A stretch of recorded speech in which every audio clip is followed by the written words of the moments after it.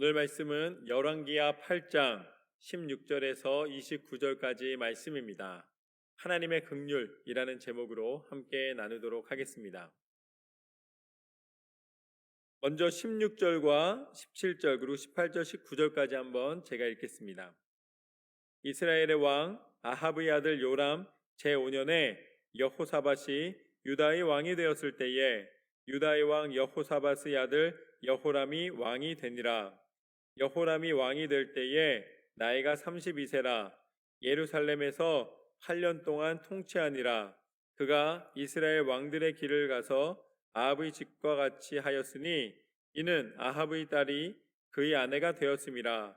그가 여호와 보시기에 악을 행하였으나 여호와께서 그의 종 다윗을 위하여 유다 멸하기를 즐겨하지 아니하셨으니 이는 그와 그의 자손에게 항상 등불을 주겠다고 말씀하셨음이더라. 아멘. 오늘은 조금 역사적인 내용이라서 이 왕들의 이름을 좀 잘 살펴볼 필요가 있습니다. 이제 이스라엘과 유다로 이 다윗, 솔로몬 왕 이후에 나뉘게 됩니다.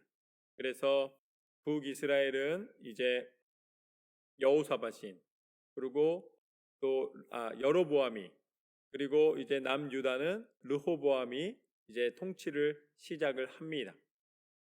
그런데 이제 그 아들의 아들을 거쳐서 이제 이스라엘 왕 아합의 아들 요람이 통치하고 있을 때에 그 요람 왕의 제5년에 이 여호사밧이 유다의 왕이었고 그 다음을 이어 유다의 왕이 여호사밧의 아들이었던 여호람 왕이 세워집니다.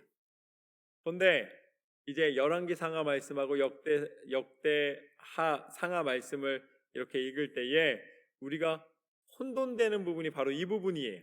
왜냐하면 그 이스라엘 왕이었던 아합의 아들 요람하고 유다의 왕이었던 여호람이 이름이 똑같기 때문입니다. 여호람을 줄여서 이 요람이라고 불러요. 그러니까 이스라엘도 요람이고 유다도 요람이니까 여기부터 이제 갑자기 막 이 사람이 여긴가 저 사람이 저긴가 이렇게 혼동되기 시작합니다. 그런데 감사하게 이 오늘 말씀에 열왕기하 8장 말씀에서는 요람이라고 기록하지 않고 여호람이라고 기록을 하고 있기 때문에 유다의 왕이 여호람이었다라고, 또 줄임말로 요람으로 똑같은 이름이었다라는 걸 기억하고 이제 계속해서 함께 읽겠습니다. 이제 이 아합은 이스라엘에서 아주 하나님 보시기에 악을 크게 행했던 왕입니다. 하나님이 기뻐하지 않는 일만 골라서 했던 사람이에요. 그런데 이제 유다의 왕 여호람이 누구를 아내로 맞이하는가? 바로 이 아합 왕의 딸을 아내로 맞이합니다.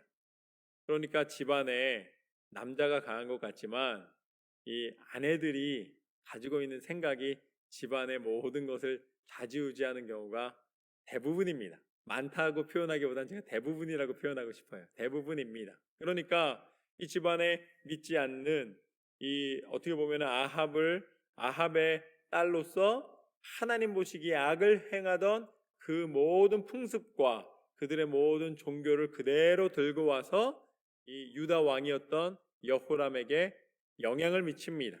그래서 오늘 말씀에 나와 있는 것처럼 이 여호람이 이스라엘의 악한 길을 쫓았다라고 나와 있습니다. 유다 왕이지만 이스라엘의 이 아합이 행했던 아주 악한 길을 행했습니다. 그러니 하나님께서 그것을 기뻐하지 않으셨고 이제 그 왕을 심판하는 것이 마땅할 정도로 악을 행했지만 하나님께서 그를 긍휼히 보시는 모습을 보게 됩니다. 그런데 그 긍휼히 보시는 이유가 있어요.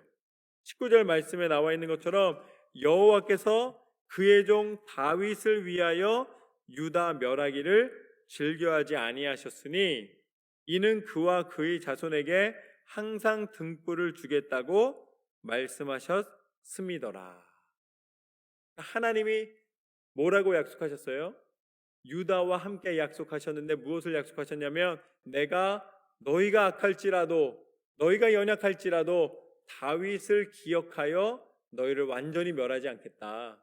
내가 너희에게 등불을 주겠다고 약속한 다윗과 약속한 그 약속을 지키겠노라라고 하나님이 말씀하셨다는 것입니다.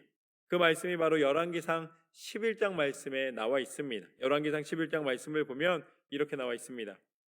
32절부터 보면 오직 내 종 다윗을 위하고 이스라엘 모든 지파 중에서 택한 성읍 예루살렘을 위하여 한 지파를 솔로몬에게 주리니 이는 그들이 나를 버리고 시돈 사람의 여신 아스다롯과 모압의 신 그모스와 암몬 자손의 신 밀곰을 경배하며 그의 아버지 다윗이 행함같이 아니하여 내 길로 행하지 아니하며 나 보기에 정직한 일과 내 법도와 내 율례를 행하지 아니함이니라.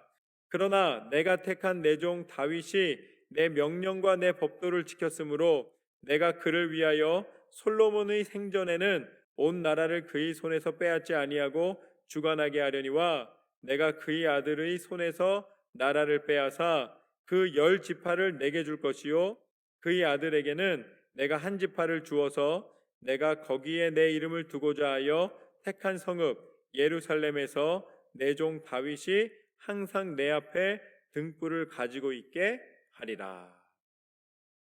이게 바로 하나님이 다윗과 하신 약속을 신실하게 지키시는 모습입니다. 솔로몬이 비록 지혜의 왕이었지만 이 외교 관계를 맺는다는 이유로 명분으로 많은 이방 여인들을 아내로 맞이했습니다. 그러다 보니 솔로몬이 나중에는 여러 가지 종교에 다 연루가 됩니다. 하나님이 기뻐하시는 제사 오직 한 분 하나님을 제사하는 것이 아니라 자기 아내들이 가지고 온 그 신마다 다 섬길 수 있는 권한을 주는 거예요. 왕의 권한으로 다른 이방 신을 섬기는 종교들이 만연하게 됩니다. 그러니 하나님께서는 세상을 이제 다스리는 어떻게 보면은 재판하는 그 지혜를 주셨음에도 불구하고 신앙의 온전한 순전한 모습을 지키지 못하는 솔로몬에게 이제는 그 자손을 통하여서 그 나라를 다윗이 이루었던 통일 왕국을 유지하지 못하게 됩니다. 그래서 이제 아들이었던 르호보암에게는 한 지파, 또 두 지파가 되고 그리고 나머지 10지파는 다 이스라엘로 분리돼서 나가게 됩니다. 그래서 솔로몬 이후에 르호보암, 아비야, 아사, 여호사밧, 요람, 아하시야에 이르기까지 계속해서 그 유다가 환란을 겪는 것을 보게 됩니다. 그 다음에 이제 신앙개혁이 일어나기까지 요시야 왕의 신앙개혁이 일어나기까지 계속적으로 왕들이 큰 고통 속에 들어갑니다. 최후도 그렇게 좋은 최후를 맞이하지 못하는 것이죠. 그 모습이 바로 20절 말씀부터 나오는 말씀입니다. 20절 말씀부터 24절까지 말씀을 보면 여호람 때에 에돔이 유다의 손에서 배반하여 자기 위에 왕을 세운 고로 여호람이 모든 병거를 거느리고 사일로 갔더니 밤에 일어나 자기를 에워싼 에돔 사람과 그 병거의 장관들이 치니 이에 백성이 도망하여 각각 그들의 장막들로 돌아갔더라. 이와 같이 에돔이 유다의 수하에서 배반하였더니 오늘까지 그러하였으며 그때에 림나도 배반하였더라. 여호람의 남은 사적과 그가 행한 모든 일은 유다 왕 역대 지략에 기록되지 아니하였느냐. 여호람이 그의 조상들과 함께 잠에 그의 조상들과 함께 다윗성에 장사되고 그의 아들 아하시야가 대신하여 왕이 되니라. 이제 여호람 왕이 한 일이 있어요. 그건 무엇이었냐면 이제 다시 국력을 지켜나가고 뭔가 좀 정복을 하기를 원했습니다. 그런데 정복은 못하고 오히려 수하에 있던 다스리던 그 치하에 있던 모든 민족들이 빠져나가는 것을 보게 됩니다. 오늘 말씀에서는 이 에돔이 빠져나가는 것을 보여주십니다. 에돔이 틈만 나면 이제 이 유다의 치하에 있었는데 솔로몬 때 유다의 치하에 있었는데 틈만 나면 이제 독립하려고 했어요. 이 유다의 영향권에서 벗어나려고 했습니다. 그런데 언제 그것을 성공하는가? 바로 오늘 말씀에 나오는 것처럼 여호람 왕 때에 그것을 성공하게 됩니다. 왜 그랬을까요? 여호람이 하나님의 뜻대로 순종하지 아니하고 악을 행하였을 때에 온전한 신앙을 지키지 못했을 때에 결국은 더 정복해 나가는 것이 아니라 있는 나라도 관리하던 나라들도 빠져나가는 모습을 보게 됩니다. 여러분, 신앙을 지키는 것은 단순히 이제 무언가 내가 어떻게 보면 믿음의 삶을 신앙을 지키는 것 자체가 내 규율이 되고 내 삶의 어떤 제한된 모습이 아니라 하나님의 축복을 받는 통로로 하나님의 은혜를 누릴 수 있는 축복의 길입니다. 그런데 그것을 버리는 것은 어리석은 길인 거예요. 그래서 결국은 여호람은 자기 아내였던 이 아합의 딸로 말미암아 결국은 그런 이 신앙을 버리고 하나님을 떠나 세상적인 방법으로 살아가다가 결국은 모든 것을 이제 계획했던 것과 달리 잃고 그리고 마지막을 맞이하게 됩니다. 그러니까 아내였던 아달랴의 말을 듣다가 이렇게 큰 일을 겪게 됩니다. 25절과 26절 말씀을 보면 이렇게 나와 있습니다. 이스라엘의 왕 아합의 아들 요람 제12년에 유다 왕 여호람의 아들 아하시아가 왕이 되니 아하시아가 왕이 될 때에 나이가 22세라 예루살렘에서 1년을 통치하니라.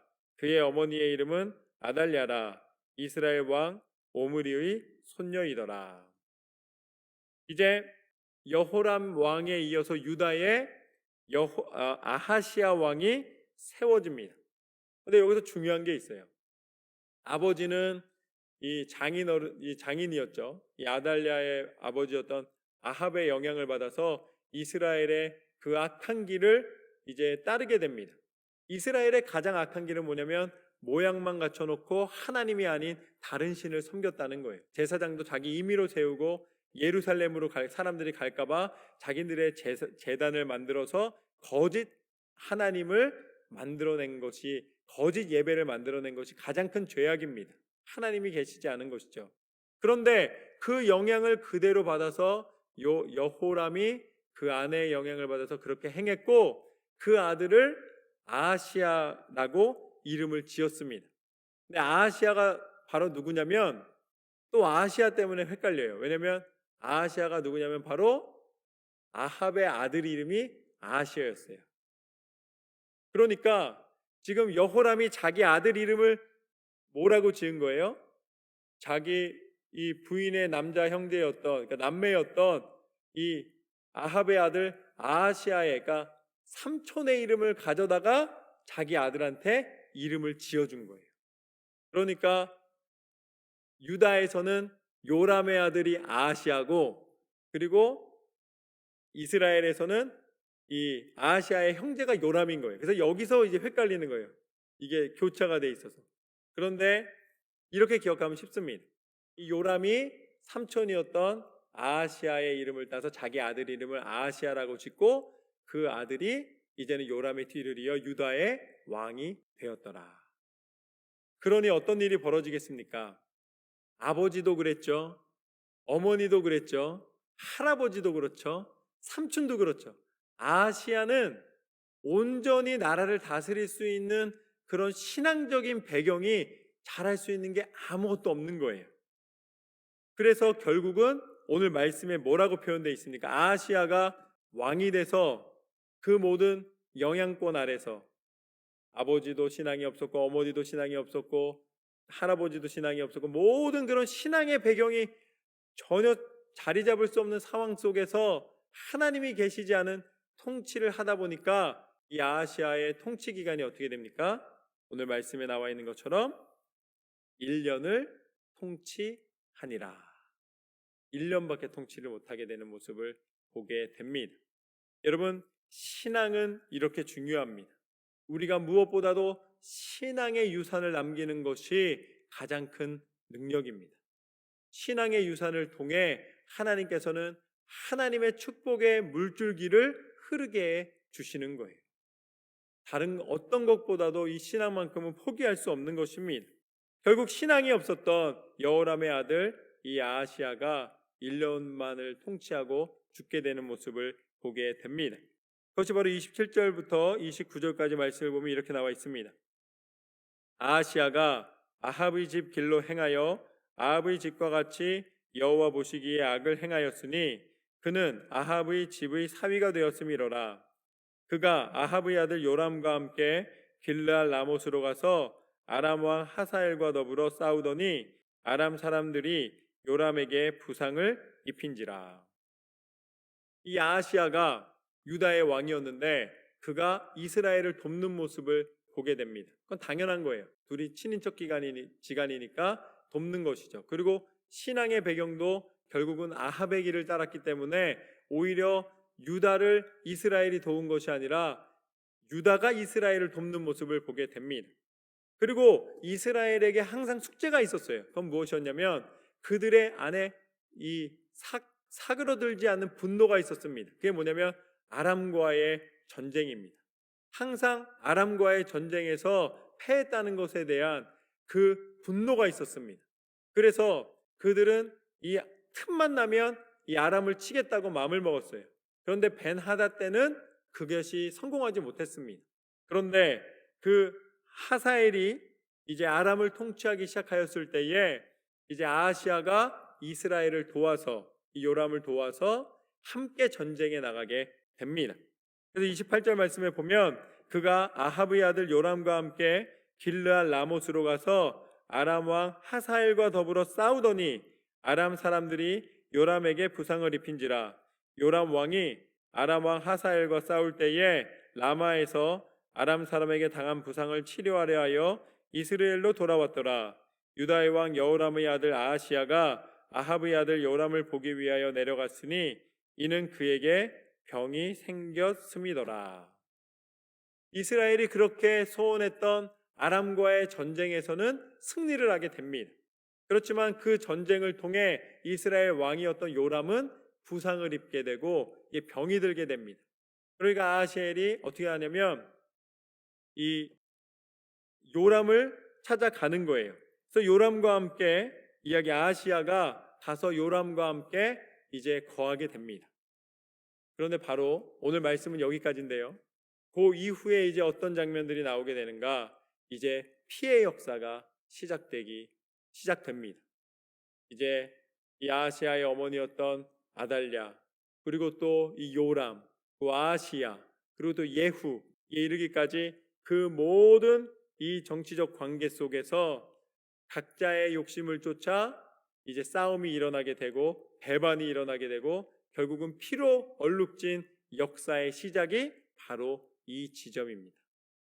아하시아가 요람을 찾아가서 이제 위로한다고 찾아갔던 이 시점이 모든 하나님의 그 악에 대한 심판이 시작되고 이제 그들이 이제 심판으로 말미암아 다 죽음을 맞이하게 되고 멸망받게 되는 그 이유가 되는 것을 보게 됩니다.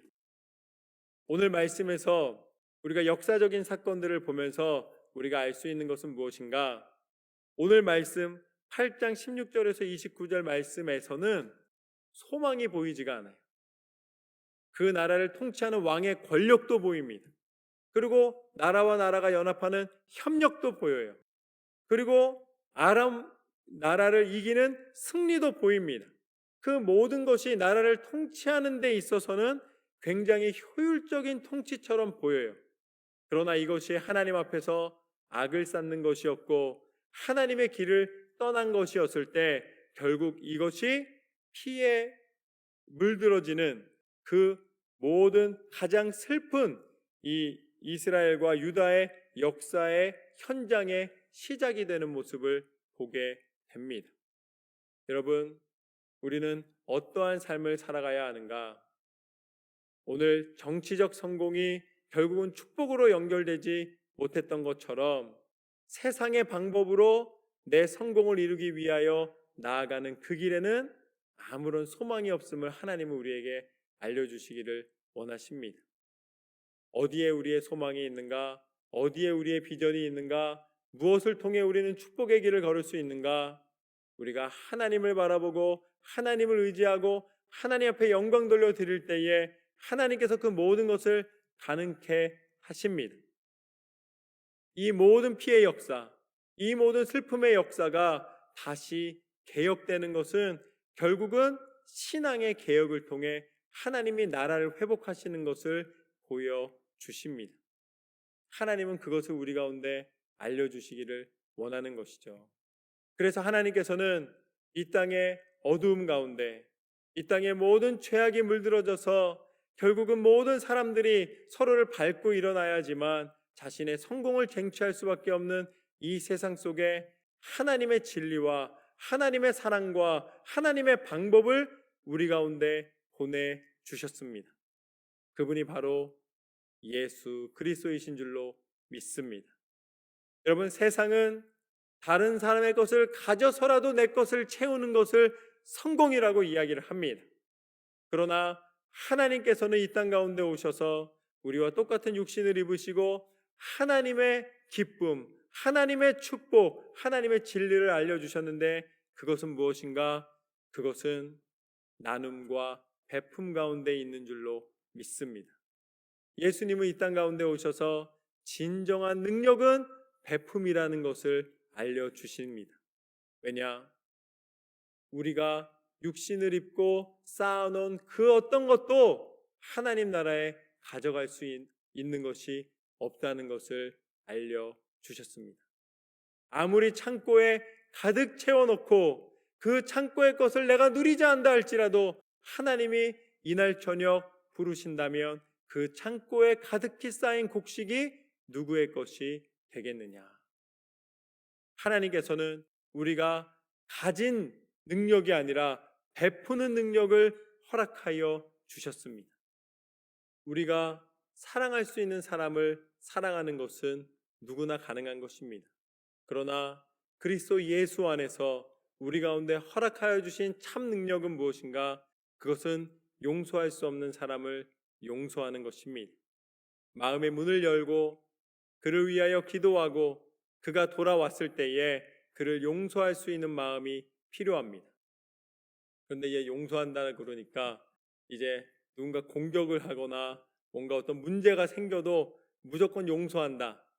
그게 아니라 우리가 용서의 마음이라는 것은 무엇이냐면 탕자가 돌아왔을 때에 그를 안아주었던 그 아버지의 심정과 같이 하나님 품 안에, 그리고 또 비록 서로 미워하고 다툼이 있었다 할지라도 용서를 구하고 다시 돌아왔을 때에 그를 용납할 수 있는, 거기서 네가 그랬으니까 나는 받아줄 수 없다가 아니라 그를 용납하고 그를 받아주고 그를 위해 기도해 줄 수 있는 예수 그리스도의 참된 사랑의 능력이 진정한 하나님이 우리 가운데 허락하여 주신 능력인 줄로 믿습니다.